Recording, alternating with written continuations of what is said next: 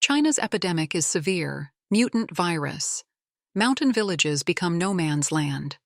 The epidemic in China is worsening, and the number of patients with severe pneumonia, white lung, and other diseases has sharply increased.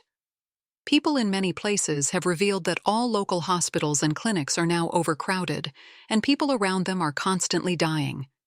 There are reports that coffins are out of stock in Xi'an, and prices have skyrocketed. Coffin and urn factories are ramping up production. To reduce pressure on crematoriums, Henan, Anhui, and Jiangxi have quietly allowed burials.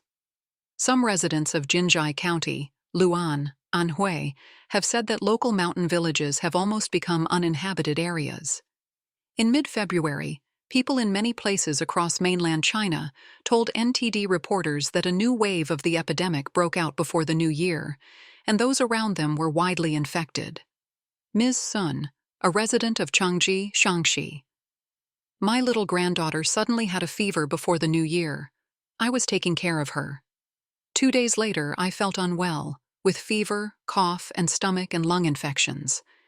Anyway, many people are receiving infusions in the hospital now. You see, after my little granddaughter had a fever, the next day, my son felt unwell. My husband was unwell too.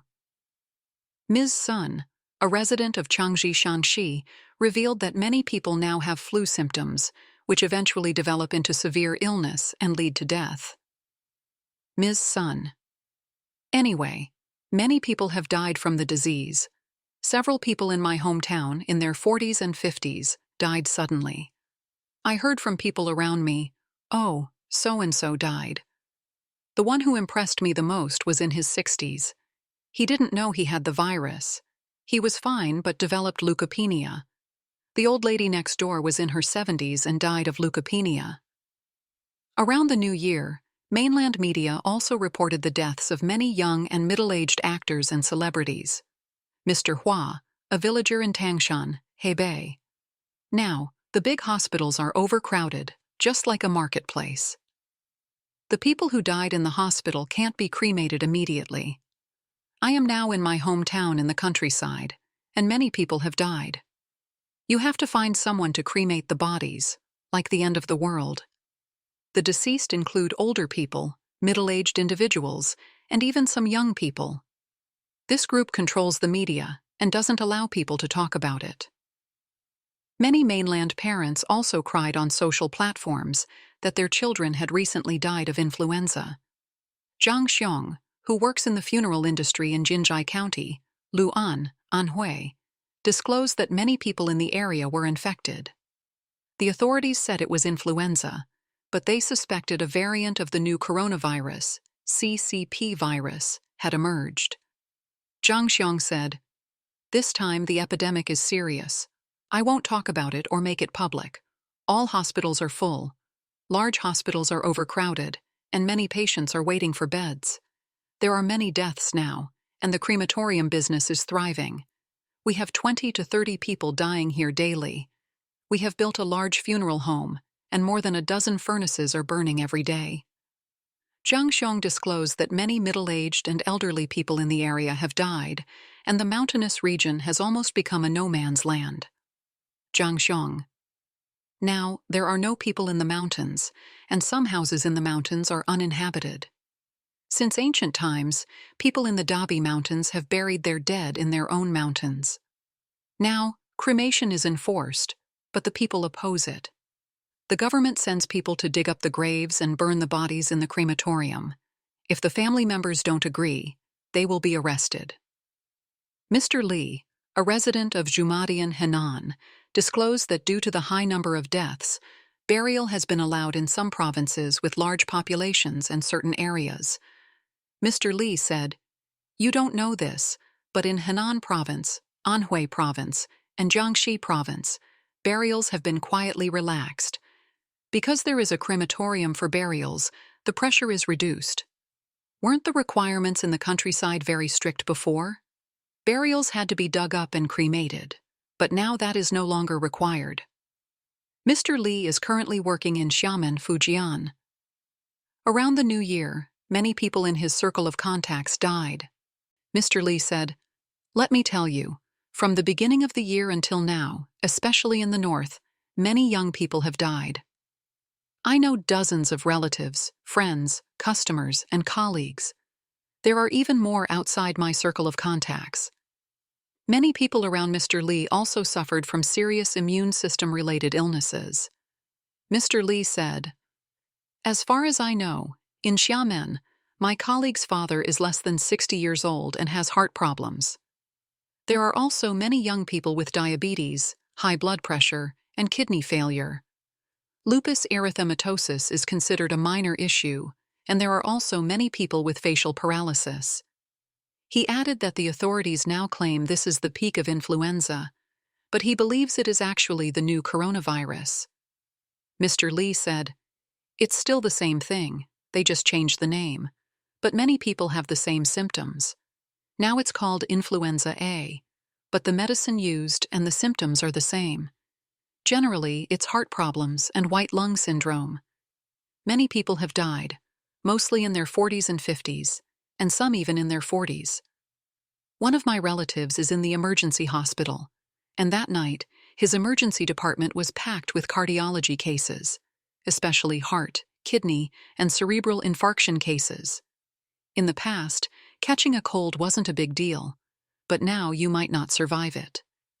People in many places in Hebei revealed that hospitals and crematoriums have been overcrowded recently, coffins are out of stock, and prices have skyrocketed. Mr. Hua, a villager in Tangshan, Hebei. "The big hospitals are overcrowded, just like a market. The crematoriums can't process all the dead bodies. It's like the end of the world. Many young people have died, but the elderly and middle-aged make up the majority.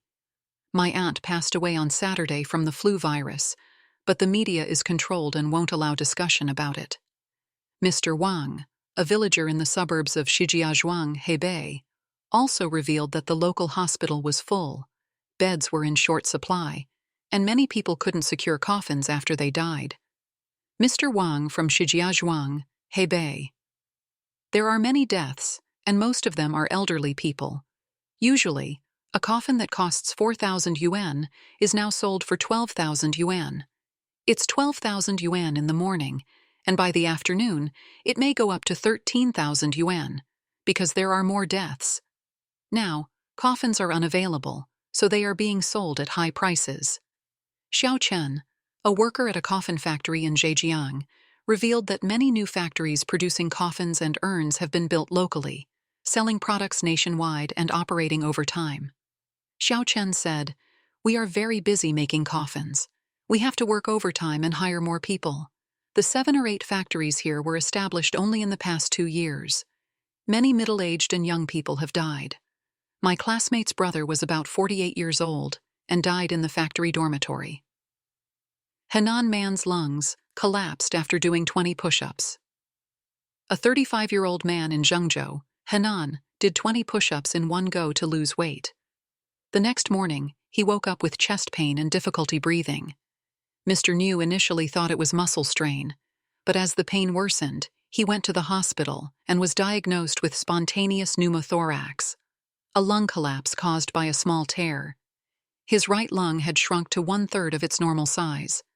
Doctors explained that intense exercise can increase chest pressure, potentially damaging lung tissue. If left untreated, the condition could lead to infection and even sudden death. On February 17th, man's lungs collapsed after doing 20 push-ups, trended online, sparking heated discussions. Some netizens shared similar experiences, while others remarked on modern-day fragility.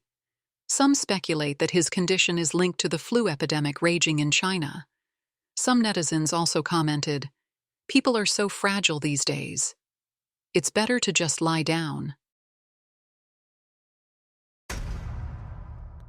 After the Chinese New Year, many workers are eager to return to the city, wanting to continue their previous jobs or find a new one. But it is really hard to find a job after the New Year. Especially with the withdrawal of foreign capital, factory orders have decreased, and a large number of workers are facing the dilemma of not being able to find a job. This is the Guangzhou clothing market after the Chinese New Year, and the scene is crowded with a large number of workers who can't find jobs. Man. Brothers, look, there are more and more people looking for jobs now, and the job seekers are lining up. Man. Today is the latest market situation on Xi'an New Street, February 10th. To be honest, due to the bleak clothing business last year, no one made any money. In addition, the current living expenses are too high. This year, workers looking for jobs have basically come very early.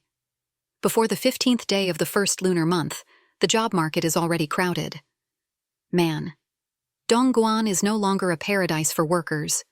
I am now in Zhengan Science and Technology Park. Look at this industrial zone. There isn't even a shadow of a person looking for a job. Those who haven't come to Dongguan shouldn't come to Dongguan. Woman.